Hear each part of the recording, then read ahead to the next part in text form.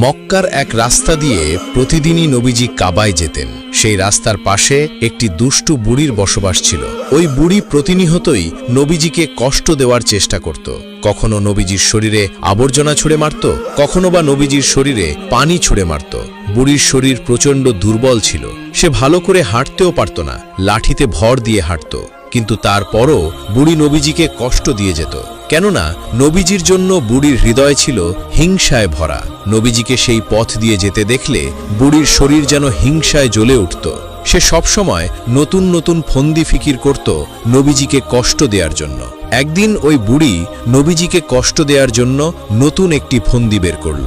রাতের অন্ধকারে বুড়ি রাস্তার মধ্যে কাঁটা পুঁতে রাখল এবং ভাবতে লাগল, শুভে সাদিকের সময় যখন মোহাম্মদ এই রাস্তা দিয়ে যাবে তার পায়ে কাঁটা ফুটে রক্ত হবে। এমনটা ভেবে বুড়ি সেই রাস্তায় বিষাক্ত কাঁটা পুঁতে রাখল। ফজরের সময় যখন নবীজি সেই পথ দিয়ে কাবার দিকে আসতে লাগলেন, বিষাক্ত কাঁটার আঘাতে নবীজি প্রচণ্ড ব্যথা পেলেন। নবীজির পায়ে ৭০টির মতো কাঁটা ফুটে গেল। নবীজির পবিত্র পা মুবারক রক্তে লাল হয়ে গেল। দূর থেকে সেই বুড়ি মহিলা নবীজির রক্তাক্ত পা দেখে হৃদয়ে যেন শান্তি খুঁজে পেল। এভাবেই বৃদ্ধা মহিলা তার কাজ প্রতিদিনই করে, আর রাসূল সাল্লাল্লাহু আলাইহি ওয়াসাল্লামের ধৈর্য, সহনশীলতা এবং সৌন্দর্য ভরা চরিত্র সে কষ্ট সহ্য করে যায়। নবীজি কখনো একটি শব্দ উচ্চারণ করেননি, কখনো দুঃখও দেখাননি, কখনো প্রতিবাদও করেননি। মক্কার অনেকেই এই দৃশ্য দেখত। তারা অবাক হয়ে ভাবত, মোহাম্মদ কতটা ধৈর্যশীল, কতটা ক্ষমাশীল। প্রতিদিন ওই বুড়ি তার পথে কাঁটা বিছিয়ে রাখে, সে কাঁটাগুলো সরিয়ে রাস্তা অতিক্রম করে চলে যায়, তারপরও বুড়িকে কিছুই বলে না। একদিনের সকালটা ছিল ভিন্ন রকম। নবীজি যখন বাড়ি থেকে কাবার দিকে যেতে শুরু করলেন, তিনি খেয়াল করলেন আজকে রাস্তায় কোনো কাঁটা নেই। নবীজি সেখানে দাঁড়িয়ে গেলেন আর ভাবতে লাগলেন, বুড়িমার কি হয়েছে? বুড়িমা তো প্রতিদিনই আমার জন্য রাস্তায় কাঁটা পুঁতে রাখে, কিন্তু আজকে রাস্তায় কাঁটা নেই কেন? নিশ্চয়ই বুড়িমা অসুস্থ হয়েছে। অতঃপর রাসূল সাল্লাল্লাহু আলাইহি ওয়াসাল্লাম আশপাশের কয়েকজন লোককে জিজ্ঞেস করলেন, আপনারা কে বলতে পারবেন ওই বুড়ির ঘর কোথায়, যে বুড়ি আমার জন্য প্রতিদিন রাস্তায় কাঁটা বিছিয়ে রাখত? সেই লোক সকল নবীজিকে বুড়ির ঘরটি দেখিয়ে দিল। রাসূলুল্লাহ ঘরের দরজার সামনে গিয়ে ডাক দিলেন, হে বুড়িমা, তুমি কি ঘরে আছো?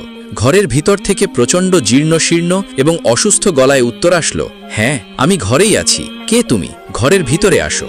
রাসূল সাল্লাল্লাহু আলাইহি সাল্লাম ঘরের ভিতর প্রবেশ করলেন এবং তিনি তাকিয়ে দেখলেন বুড়ি জ্বরে প্রচণ্ড অসুস্থ হয়ে বিছানায় শুয়ে আছে। নবীজিকে সেখানে দেখে বুড়ি প্রচণ্ড অবাক হয়ে গেল। নবীজি বুড়ির কাছে গিয়ে দাঁড়ালেন এবং বুড়িকে বললেন, হে বুড়িমা, তুমি যদি আমাকে অনুমতি দাও তাহলে আমি তোমার খেদমত করতে পারি। নবীজির মুখে এমন কথা শোনার পর বুড়ির মুখ দিয়ে কোনো কথা বের হচ্ছিল না। মনে হয় যেন বুড়ি বাকশক্তি হারিয়ে ফেলেছেন।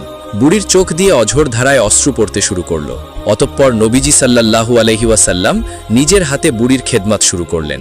কয়েকদিন পর বুড়ি যখন সুস্থ হয়ে উঠল, বুড়ি রাসূল সাল্লাল্লাহু আলাইহি ওয়াসাল্লামকে বলল, আমি তোমাকে কত কষ্টই না দিয়েছি, এত কষ্টের পরেও তুমি আমার ঘরে এসে আমার সেবা করেছ। তোমার মতো মহান ব্যক্তি এই মক্কার জমিনে আর দ্বিতীয়টি খুঁজে পাওয়া যাবে না। আমি আর দেরি করতে চাই না, আমি তোমার ধর্মের অনুসারী হতে চাই। এভাবেই নবীজি তার উত্তম চরিত্র দিয়ে মানুষের হৃদয় জয় করেছেন। একজন অসহায় এবং দরিদ্র ব্যক্তি, তার বাড়ি ছিল মক্কার বাহিরে। সে প্রায়ই মক্কায় ভিক্ষা করতে আসত। একদিন ওই ভিক্ষুক আবু জেহেলের বাড়িতে গেল এবং আবু জেহেলকে বলল, আমি অনেক দরিদ্র এবং অসহায়, আমাকে কিছু ভিক্ষা দিয়ে সহযোগিতা করুন। আবু জেহেল ওই ভিক্ষুককে বলল, আমি তোমাকে ভিক্ষা দেওয়ার চাইতে বরং এমন একজন ব্যক্তির সন্ধান দেব যে তোমাকে অনেক পরিমাণ ভিক্ষা দিবে। ওই ব্যক্তি তোমাকে এত পরিমাণ ভিক্ষা দিবে যে আজকের পর তোমাকে আর কখনো ভিক্ষা করতে হবে না। আজকের পর থেকে তুমি ধনী হয়ে যাবে। ফকির বলল, তাহলে অবশ্যই আপনি আমাকে সেই ব্যক্তির ঠিকানা দিন, আমি তার কাছে গিয়ে সাহায্য চাইব। অতঃপর আবু জেহেলের নিকট থেকে ফকির চলে যাবার পর আবু জেহেলের কয়েকজন সহচর বললেন, আপনি এ কি করলেন? আপনি তো ভালো করেই জানেন আলী প্রচণ্ড দরিদ্র এবং অসহায় একজন ব্যক্তি। সে আপনার ভাতিজা মোহাম্মদের গৃহে থাকে এবং তার বাড়িতেই খাবার খায়। আব্দুল্লাহর এতিম পুত্র মোহাম্মদ যদি দয়া করে খাবার দেয় তবেই সে খাবার পায়, অন্যথায় সে অনাহারে থাকে। আবু জেহেল তখন বলল, আমি মোহাম্মদ এবং তার উম্মতকে ছোট করার জন্য এই ভিক্ষুককে আলীর বাড়িতে পাঠালাম। আমি তো ভালো করেই জানি আলীর কোনো অর্থ নেই, টাকা পয়সা নেই। আলী এই ভিক্ষুককে সাহায্য করতে পারবে না। আলী যখন এই ভিক্ষুককে সাহায্য করতে পারবে না, তখন আমরা ওই ভিক্ষুককে সাথে নিয়ে মক্কার মানুষদেরকে বলে বেড়াবো, দেখো মোহাম্মদের উম্মত আলী, যে কিনা মোহাম্মদের ধর্ম গ্রহণ করেছে। একজন ভিক্ষুককে ভিক্ষা দেওয়ার মতো টাকা তার কাছে নেই। এভাবে আমরা মক্কার জমিনে প্রচার করব আর মোহাম্মদের শান মানকে খাটো করব। মক্কা নগরীতে সকলের সামনে আলী এবং তার নবী মোহাম্মদের মান সম্মান ক্ষুণ্ণ হবে। এজন্যই আমি ইচ্ছা করে ওই ভিক্ষুককে আলীর বাড়িতে পাঠিয়েছি। ভিক্ষুক হযরত আলী রাদিয়াল্লাহু তাআলা আনহুর বাড়িতে পৌঁছে হযরত আলী রাদিয়াল্লাহু তাআলা আনহুকে বললেন, আমি প্রচণ্ড অসহায় এবং দরিদ্র। বাড়িতে আমার ছোট ছোট ছেলে মেয়ে রয়েছে, তারা অনাহারে রয়েছে। আমি শুনেছি আপনি একজন ধনী ব্যক্তি এবং দানশীল ব্যক্তি, আপনি আমাকে কিছু অর্থ দিয়ে সাহায্য করুন। হযরত আলী রাদিয়াল্লাহু তাআলা আনহু বললেন, তুমি আমার কাছে সাহায্য চাইছো তা ঠিক আছে, কিন্তু আমি যে ধনী ব্যক্তি, তুমি এ কথা বললে কেন? তোমাকে কে বলেছে আমি ধনী ব্যক্তি? ফকির তখন হযরত আলী রাদিয়াল্লাহু তাআলা আনহুকে আবু জেহেলের বাড়ি দেখিয়ে দিয়ে বলল, ওই বাড়ির মালিক আমাকে বলেছে আপনি অনেক ধনী ব্যক্তি এবং দানশীল ব্যক্তি, আর ওই বাড়ির মালিক আমাকে আপনার কাছে পাঠিয়েছে ভিক্ষা চাওয়ার জন্য। ফকিরের কথা শুনে হযরত আলী রাদিয়াল্লাহু তাআলা আনহু সব কিছু বুঝতে পারলেন, কেননা আলী রাদিয়াল্লাহু তাআলা আনহু ছিলেন একজন বিচক্ষণ এবং জ্ঞানী ব্যক্তি। হযরত আলী রাদিয়াল্লাহু তাআলা আনহু বুঝতে পারলেন আবু জেহেল ইচ্ছাকৃতভাবে এই ফকিরকে তার বাড়িতে পাঠিয়েছে, কেননা আবু জেহেল ভালো করে জানে আলী কোনো ভিক্ষা দিতে পারবে না।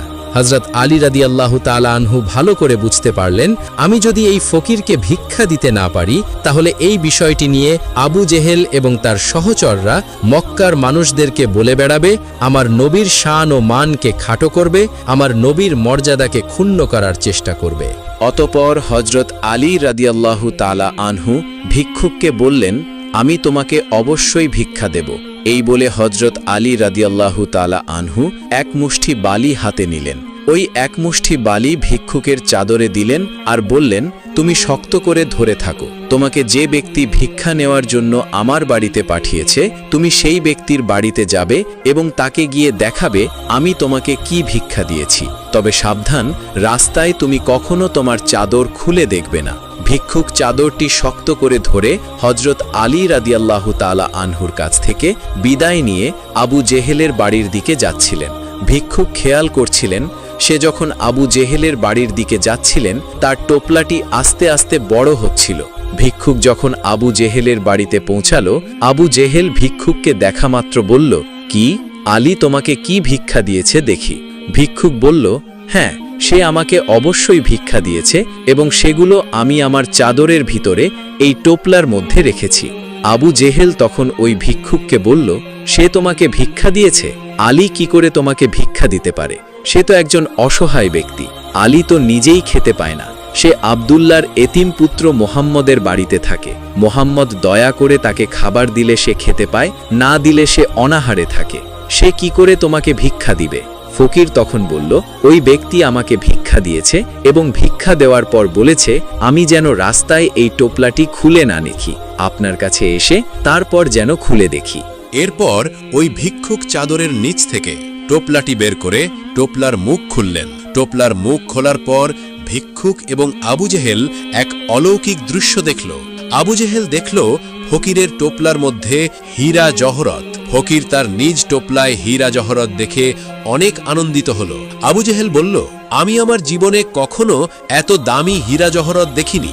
এগুলো কি সত্যিই তোমাকে আলী ভিক্ষা দিয়েছে? ওই ফকির বলল, হ্যাঁ, আলী আমাকে এগুলোই ভিক্ষা দিয়েছে। আবু জেহেল বলল, আমি কিছুতেই বিশ্বাস করি না। আলী তো নিজেই খেতে পায় না, সে অন্যের দয়ার উপর নির্ভরশীল। নিঃসন্দেহে আলী চুরি করেছে এবং চুরি করে তোমাকে ভিক্ষা দিয়েছে। আমি মুহাম্মাদের কাছে আলীর বিরুদ্ধে বিচার দায়ের করব। দেখি মুহাম্মদ তার সাহাবী আলীর কি বিচার করে।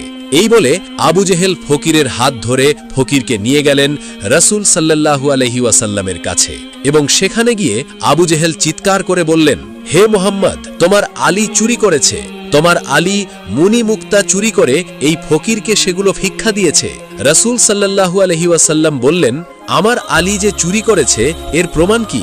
আবু জেহেল বললেন, প্রমাণ এই যে ফকির, তোমার আলী তো নিজেই খেতে পায় না, সে অনেক দরিদ্র এবং অসহায়, সে কি করে ফকিরকে এই হীরা জহরাতগুলো ভিক্ষা দিল?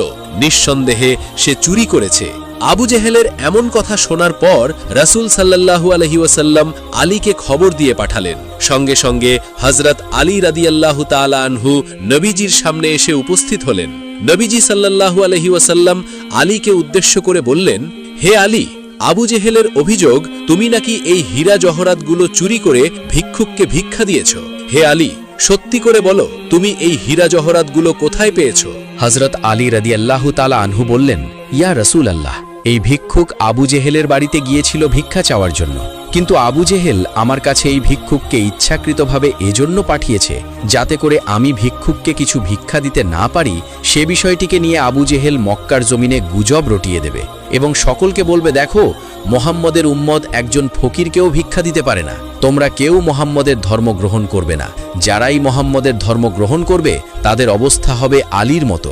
আলী যেমন অসহায় ও দরিদ্র, একজন ফকিরকেও ভিক্ষা দিতে পারে না, তোমরা যারা মোহাম্মদের ধর্ম গ্রহণ করবে তারাও আলীর মতো এরকম হবে। আবু জেহেলের এই কুচক্রের কথা আমি বুঝতে পেরেছিলাম। এরপর আমি জমিন থেকে এক মুষ্টি বালু উঠালাম এবং আপনার নামে 10 বার দরুদ পড়লাম। তারপর আল্লাহর কাছে দোয়া করলাম, হে রব্বুল আলামিন, আপনি আমার নবীর শান, মান এবং মর্যাদাকে বাড়িয়ে দিন। আবু জেহেল যদি খারাপ উদ্দেশ্যে এই ভিক্ষুককে আমার বাড়িতে পাঠিয়ে থাকে, তাহলে আপনি এই বালির মাধ্যমে আবু জেহেলের উচিত জবাব দিয়ে দিন। এমন দোয়া করার পর আমি ওই এক মুষ্টি বালি ফকিরের টোপলার মধ্যে দিয়ে দিলাম। এখন আপনি আমাকে জানালেন ফকিরের টোপলাই ছিল হীরা জহরত। তাই আমি জানতে পারলাম। সঙ্গে সঙ্গে ওই ভিক্ষুক বলে উঠল, ইয়া রাসূলুল্লাহ, আমি আর এক মুহূর্ত দেরি করতে চাই না। যে অলৌকিক দৃশ্য আমার সামনে ঘটেছে আমি তাকে কখনো অস্বীকার করতে পারবো না। আলী এক মুষ্টি বালি হাতে নিয়ে আমার টোপলার মধ্যে দিয়েছিল। সেই বালি যদি আপনার দরুদের বরকতে, আপনার শান এবং মান রক্ষার জন্য ওই বালি যদি হীরা জহরতে পরিণত হতে পারে, তাহলে নিঃসন্দেহে আপনার দ্বীন ইসলাম গ্রহণ করলে আমার জীবনও পরিবর্তন হয়ে যাবে। আমি আর এক মুহূর্ত দেরি করব না, আমাকে এক্ষুনি কালেমা পড়ে মুসলমান বানিয়ে দিন। ফকিরের এমন কথা শুনে আবু জেহেল চিৎকার করে বলল, এ ভিক্ষুক, তোর এত বড় সাহস! তোকে তো আমি এখানে নিয়ে এসেছি, তুই আমার অনুমতি ছাড়াই মোহাম্মদের দলে যোগ দিতে চাচ্ছিস? তুই একটু অপেক্ষা কর, আমি এক্ষুনি প্রমাণ করে দেব মোহাম্মদ মিথ্যাবাদী। এই বলে আবু জেহেল একটু পিছনে গেল, তারপর কয়েকটি ছোট ছোট পাথর হাতের মুঠে নিল। এরপর নবীজির সামনে এসে বলল, হে মোহাম্মদ, তুমি যদি বলতে পারো আমার হাতে কি আছে, তাহলে আমিও কালেমা পড়ে মুসলমান হব। রাসূল সাল্লাল্লাহু আলাইহি ওয়াসাল্লাম বললেন, চাচা যান, আপনার হাতের ভিতরে যে বস্তুটি রয়েছে ওই বস্তু যদি নিজেই সাক্ষ্য দেয় আমি আল্লাহ রাব্বুল আলামিনের পয়গম্বর ও রাসূল, তাহলে কি চলবে? আবু জেহিল খুশি হয়ে বলল, চলবে, অবশ্যই চলবে। আমার হাতের ভিতরে যে বস্তু আছে সে বস্তু যদি বলে তুমি আল্লাহ রাসূল, তাহলে অবশ্যই আমি কালেমা পড়ে নেব। এরপর রাসূল সাল্লাল্লাহু আলাইহি ওয়াসাল্লাম বললেন, হে আবু জেহিলের হাতে রাখা বস্তু, তুমি যে বস্তুই হও না কেন, তুমি আবু জেহেলকে আমার পরিচয় দিয়ে দাও। সঙ্গে সঙ্গে অলৌকিকভাবে আবু জেহেলের হাতের ভিতর থেকে আওয়াজ আসলো, আশহাদু আল্লা ইলাহা ইল্লাল্লাহু ওয়া আশহাদু আন্না মুহাম্মাদান আবদুহু ওয়া রাসূলুহু। অলৌকিক মজেজা দেখার পর আবু জেহেল চিৎকার করে বলল, জাদুকর, তুমি একজন জাদুকর, অবশ্যই তুমি অনেক বড় জাদুকর, তা না হলে কি করে একটি পাথর তোমার পক্ষে কথা বলতে পারে? তুমি যে একজন জাদুকর এতে কোনো সন্দেহ নেই, আমি কিছুতেই তোমার ধর্ম গ্রহণ করব না। এরপর আবু জেহেল সেখান থেকে চলে গেল, কিন্তু ওই ভিক্ষুক আর এক মুহূর্ত দেরি করলেন না। ভিক্ষুক তার টোপলা থেকে সমস্ত মণিমুক্তা, হীরা জহরত মাটিতে ছুঁড়ে ফেলে দিলেন আর বললেন, আমার সামনে যে দুটি অলৌকিক ঘটনা ঘটেছে, এই অলৌকিক ঘটনা দেখার পর আমার আর বুঝতে বাকি নেই, আপনি আখিরি জামানার শেষ নবী, শেষ পয়গম্বর। আমাকে এক্ষুনি কালেমা পড়ে মুসলমান বানিয়ে দিন। একদা হযরত মুহাম্মদ সাল্লাল্লাহু আলাইহি ওয়াসাল্লাম তার একজন সাহাবীর অর্থ সংকটের কারণে একজন ইহুদির কাছ থেকে ঋণ গ্রহণ করতে চাইলেন। সেই ইহুদি ঋণ প্রদান করতে সম্মত হল, তবে একটি নির্দিষ্ট দিনের মধ্যে ঋণ পরিশোধ করতে হবে এই শর্ত জুড়ে দিল। হযরত মুহাম্মদ সাল্লাল্লাহু আলাইহি ওয়াসাল্লাম সেই শর্ত মেনে ঋণ গ্রহণ করলেন এবং সেই ঋণটি সাহাবীর কাছে পৌঁছে দিলেন। এভাবেই দিন চলছিল। হযরত মুহাম্মদ সাল্লাল্লাহু আলাইহি ওয়াসাল্লাম একদিন জানাজার নামাজ পড়িয়ে বাড়ি ফিরছিলেন। সাথে ছিলেন প্রিয় সাহাবায়ে কেরাম হজরত আবু বকর রাদিয়াল্লাহু তাআলা আনহু, হজরত ওমর রাদিয়াল্লাহু তাআলা আনহু সহ আরও কয়েকজন। পথিমধ্যে সেই ইহুদি হঠাৎ করে হজরত মোহাম্মদ সাল্লাল্লাহু আলাইহি ওয়াসাল্লামের সামনে এসে উপস্থিত। রাগত স্বরে এবং অভদ্র ভাষায় মোহাম্মদ সাল্লাল্লাহু আলাইহি ওয়াসাল্লামের উনায় হাত দিয়ে বলছে, হে মোহাম্মদ, তুমি আমার ঋণের টাকা পরিশোধ করছো না কেন? আমি তোমার পরিবার সম্পর্কে জানি, একবার টাকা নিলে আর মনে থাকে না। লোকটিকে ঋণ পরিশোধ করার নির্দিষ্ট দিন এখনও পার হয়নি, অথচ সে এসে ঋণের টাকা চাইল, তবুও তিনি কিছু বললেন না।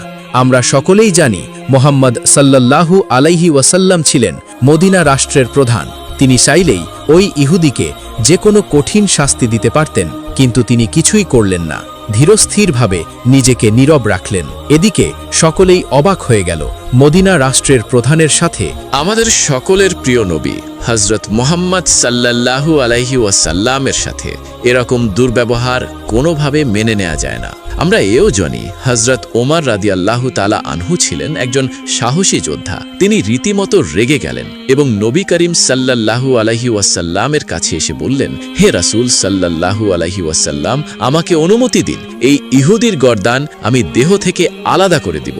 কিন্তু নবী করিম সাল্লাল্লাহু আলাইহি ওয়াসাল্লাম বললেন, হে ওমর, শান্ত হও, আমি তোমার কাছে উত্তম ব্যবহার আশা করি। তুমি কি চাও কেউ খারাপ আচরণ করলে তার সাথে ভালো আচরণ করবে না? এবারে ওমর রাদিয়াল্লাহু তাআলা আনহু নীরব হয়ে গেলেন। তখন হযরত মুহাম্মদ সাল্লাল্লাহু আলাইহি ওয়াসাল্লাম বললেন, হে ওমর, যাও, তুমি এই ব্যক্তিটিকে সাথে নিয়ে ঋণ পরিশোধ করে দাও এবং 32 কেজি খেজুর দিয়ে দাও। এই কথা বলে হযরত মুহাম্মদ সাল্লাল্লাহু আলাইহি ওয়াসাল্লাম অন্যান্য সাহাবীগণকে সাথে নিয়ে চলে গেলেন। এদিকে ওমর রাদিয়াল্লাহু তাআলা আনহু এই ইহুদিকে নিয়ে তার বাড়ির দিকে চলে গেলেন। বাড়িতে যাওয়ার পর ওমর রাদিয়াল্লাহু তাআলা আনহু খুব সুন্দর ব্যবহার করে তার ঋণ পরিশোধ করলেন এবং 32 কেজি খেজুর দিলেন। তখন সেই ইহুদি অবাক হয়ে গেল। এরকম খারাপ আচরণ করার পরও মোহাম্মদ এবং তার অন্যান্য সঙ্গী সাথীগণ কোনো দুর্ব্যবহার করল না, কোনো খারাপ আচরণ করল না। উপরন্তু ঋণ পরিশোধের সাথে 32 কেজি খেজুর, এটা কেন? এ প্রশ্ন করল হযরত ওমর রাদিয়াল্লাহু তাআলা আনহুকে। ওমর রাদিয়াল্লাহু তাআলা আনহু বললেন, শোনো হে ব্যক্তি, তোমার ঋণ পরিশোধ করা হয়েছে। একই সাথে 32 কেজি খেজুর দেওয়ার মানে হচ্ছে আমি তোমার সাথে দুর্ব্যবহার করেছি। এই দুর্ব্যবহারের কাফফারা হিসেবে তোমাকে 32 কেজি খেজুর দেয়া হলো। তখন ইহুদি ব্যক্তিটি নীরব হয়ে রইল, কোনো কথা বলছিল না। ওমর রাদিয়াল্লাহু জিজ্ঞাসা করলেন, তুমি নীরব হয়ে কি ভাবছ? তখন বলল, হে ওমর, তুমি কি আমাকে চেনো? তুমি কি আমার নাম জানো? তখন ওমর রাদিয়াল্লাহু তাআলা আনহু বললেন, না। তখন সেই ব্যক্তিটি বলল, আমার নাম জায়েদ ইবনে সুনা। জায়েদ ইবনে সুনা এই নামটি শুনে ওমর রাদিয়াল্লাহু তাআলা আনহু অবাক হয়ে গেলেন। তিনি দু চোখ বড় বড় করে তাকালেন। জানতেন জায়েদ ইবনে সুনা মদিনার সেই বিখ্যাত ইহুদি আবাই, যার অনেক ধন সম্পদ। এই ব্যক্তি যে জায়েদ ইবনে সুনা ওমর রাদিয়াল্লাহু তাআলা আনহু সেটা জানতেনই না। এবারে জায়েদ ইবনে সুনা বলল, হে ওমর, আমাদের ধর্মগ্রন্থে মোহাম্মদের নবী হওয়ার যত ভবিষ্যৎবাণী পাওয়া যায় তার সবগুলোই আমি মোহাম্মদের উপর পেয়েছি। শুধু দুটো বিষয় আমি জানার অপেক্ষায় ছিলাম, আর সেই দুটো বিষয় হলো, কেউ তার সাথে অসহনশীলতার আচরণ করলে তিনি কি করবেন, আর কেউ যদি তার সাথে মূর্খের মতো আচরণ করে তবে তিনি কি করবেন। অর্থাৎ তিনি মন্দের জবাব ভালোর মাধ্যমে দেবেন এবং অনুত্তমের জবাব উত্তমের মাধ্যমে দেবেন। এবারে আমি সরজমিনে পরীক্ষা করে দেখলাম মুহাম্মদ সাল্লাল্লাহু আলাইহি ওয়াসাল্লামের মধ্যে এই দুটি গুণের সবটাই আছে। আমি তার সাথে অসহনশীল আচরণ করেছি, অশ্রাব্য ভাষায় কথা বলেছি এবং অনেকটা মূর্খের মতো কথা বলেছি, কিন্তু তিনি আমার সাথে যেরকম আচরণটা করলেন তাতে করে বোঝা গেল তিনি দুনিয়ার শ্রেষ্ঠ মানব হযরত মুহাম্মদ সাল্লাল্লাহু আলাইহি ওয়াসাল্লাম। হে ওমর রাদিয়াল্লাহু তাআলা আনহু, আপনি সাক্ষী থাকুন, আমি আল্লাহকে রব হিসেবে, ইসলামকে আমার ধর্ম হিসেবে এবং হযরত মুহাম্মদ সাল্লাল্লাহু আলাইহি ওয়াসাল্লামকে আমার নবী হিসেবে মেনে নিলাম। আপনি জানেন আমার অনেক ধন সম্পদ আছে। আজ থেকে আমি ঘোষণা করলাম আমার সম্পদের অর্ধেক ইসলামের পথে ব্যয় হবে। এই বলে ব্যক্তিটি ইসলাম ধর্ম গ্রহণ করল। এইভাবেই জায়েদ ইবনে সুন্না ইসলাম ধর্ম গ্রহণ করলেন এবং তার যত অর্থ সম্পদ আছে তা গরিব দুঃখীদের মাঝে ভাগ করে দিলেন এবং রাসূল সাল্লাল্লাহু আলাইহি ওয়াসাল্লামের আদর্শ মেনে চললেন। তো দর্শক, এই ছিল আমাদের আজকের ভিডিওটি ভালো লাগলে অবশ্যই আমাদের চ্যানেলটি সাবস্ক্রাইব করবেন এবং ভিডিওটি একটি লাইক দেবেন। এবং এই ভিডিওর ভেতরে মোট 3টা ঘটনা আপনাদেরকে বলা হয়েছে। এই 3টা ঘটনার কোন ঘটনাটি সব থেকে বেশি ভালো লেগেছে তা অবশ্যই কমেন্ট করে জানাবেন। এবং বিশেষ করে এই 3টা ঘটনার ভেতরে আমরা যে প্রথমে ঘটনাটি বলেছি, একজন বুড়ি ও রাসূল সাল্লাল্লাহু আলাইহি ওয়াসাল্লামের কাহিনী, দয়া করে কমেন্টে এটাও বলবেন এই ঘটনাটি আপনি কত বছর বয়স থেকে এই ঘটনাটি শুনেছেন, বা আপনি এই ঘটনাটি কার কাছ থেকে শুনেছেন তা আমাদেরকে অবশ্যই কমেন্টের মাধ্যমে জানাবেন। এবং আপনি নবীর কোন ঘটনাটি শুনতে চান তা অবশ্যই আমাদেরকে কমেন্ট করে জানাবেন। আশা করি সকলে ভালো থাকবেন। আসসালামু আলাইকুম।